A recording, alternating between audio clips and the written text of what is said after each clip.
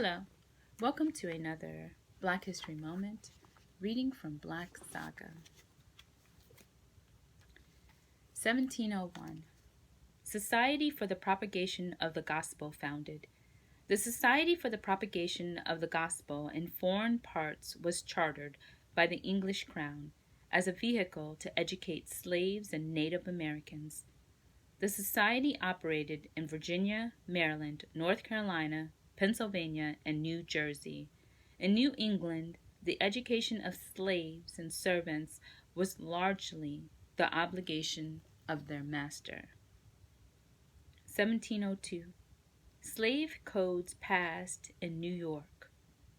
New York passed a law that imposed restraints on slaves, stipulating that no more than 3 slaves could assemble without the consent of their owners, and that a slave striking a free person could be confined for 14 days and whipped.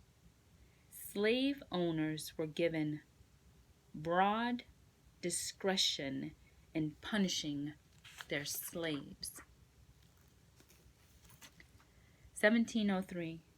Population of slaves in New York City.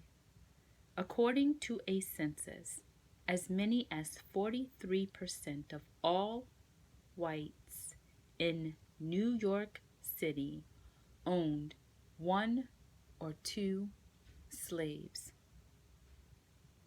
1704. School for slaves opens in New York City. One of the first schools in the colonies to enroll black slaves was opened in New York City by Elias No, a Frenchman. It was called the Catechism School for Negroes and was associated with Trinity Church. 1705. Death penalty for runaway slaves imposed in New York. New York passed a law that prescribed the death penalty for all slaves caught beyond a line 40 miles north of Albany. Virginia enacts slave code. On October 23rd, all existing laws dealing with blacks were collapsed into a slave code called Act Concerning Servants and Slaves. It defined who shall be slaves and clearly stipulated that servants who could not make due proof of their being free in England or any other Christian country were to be accounted slaves. Such language was designed to limit slavery only to blacks.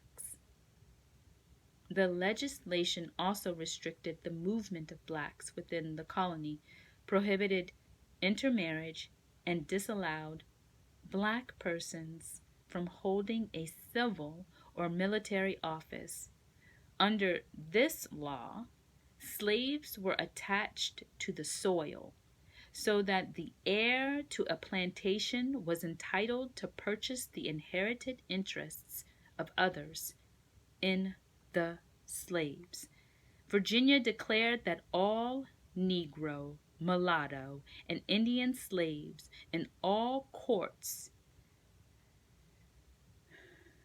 of judicature and other places within this domain shall be held, taken, and adjudged to be real estate.